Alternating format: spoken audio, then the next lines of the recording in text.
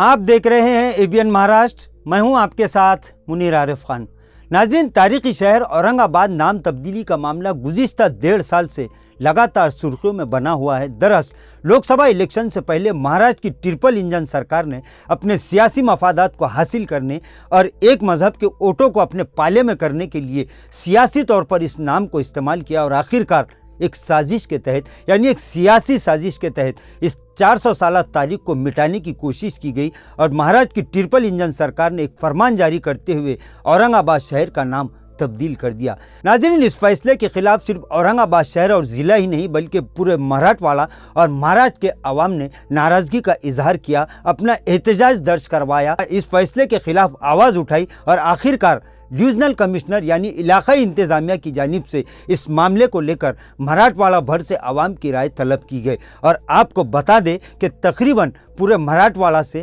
6.5 لاکھ سے زائد افراد نے نام تبدیلی کے خلاف اپنی رائے تحریری طور پر ڈویژنل کمشنر دفتر میں داخل بھی کی، لیکن اس پر ابھی تک کیا فیصلہ ہوا یہ عوام نہیں جان سکی۔ خیر، علاقائی انتظامیہ کی جانب سے 6.5 لاکھ آبجیکشن پر کیا فیصلہ ہوا اس معاملے میں اب تک محبان اورنگ آباد انتظار میں ہے، لیکن وہیں کئی محبان اورنگ آباد کی جانب سے حکومت کے اس فیصلے کے خلاف بامبے ہائی کورٹ میں پٹیشن دائر کر دی گئی۔ ناظرین، بامبے ہائی کورٹ میں لگاتار 1 سال تک اس معاملے پر بحث ہوئی، تاریخی اور دستوری شواہد عدالت میں رکھے گئے، لیکن بڑے ہی حیرت کی بات ہے کہ تقریباً 1 سال کی سنوائی کے باوجود بامبے ہائی کورٹ نے اس معاملے کی تمامی عرضیوں کو ایک ساتھ مسترد کر دیا اور اس کے بعد یہ چرچا اور یہ بحث شہر میں چھڑ گئی۔ پورے مہاراشٹر کے محبان اورنگ آباد میں یہ ایک مایوسی پیدا ہو گئی کہ اب اورنگ آباد شہر نام تبدیلی کا معاملہ شاید ختم ہو چکا ہے، لیکن آپ کو بتا دیں کہ سب سے پہلے سپریم کورٹ پہنچنے والے ایک عرضگزار مشتاق احمد تھے، جنہوں نے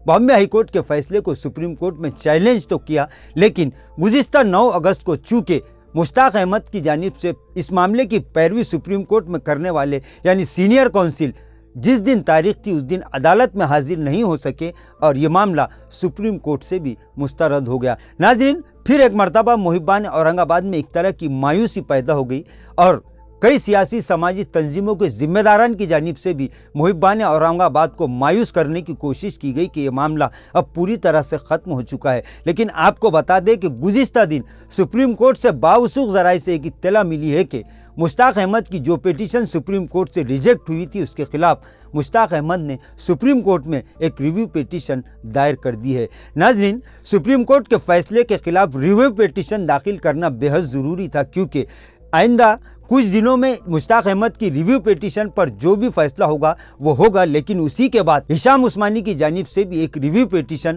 اور پھر اس کے بعد کیوریٹیو پٹیشن سپریم کورٹ میں دائر ہوگی۔ کل ملا کر یہی کہا جا سکتا ہے اور محبان اورنگ آباد کے لیے ایک امید کی کرن اور ایک اچھی خبر یہ ہے کہ اب بھی یہ معاملہ سپریم کورٹ میں برقرار ہے، لہٰذا امید نہ چھوڑے، کیونکہ جب تک سپریم کورٹ میں ریویو پٹیشن اور کیوریٹیو پٹیشن پر کوئی فیصلہ نہیں ہو جاتا تب تک یہ معاملہ سپریم کورٹ میں اسی طرح سے برقرار رہے گا۔ ناظرین، اس معاملے پر سپریم کورٹ سے جب بھی کوئی بھی اپڈیٹ ہمیں ملے گی ہم محبان اورنگ آباد تک ضرور پہنچائیں گے، لہٰذا آپ سے ایک ریکویسٹ ہے کہ ABN مہاراشٹر سے جڑے رہے۔ ناظرین، آج کے لیے بس اتنا ہی، پھر ملاقات ہوگی کچھ نئی ویڈیو کے ساتھ، تب تک کے لیے ہمیں اجازت دیجیے۔ اللہ حافظ۔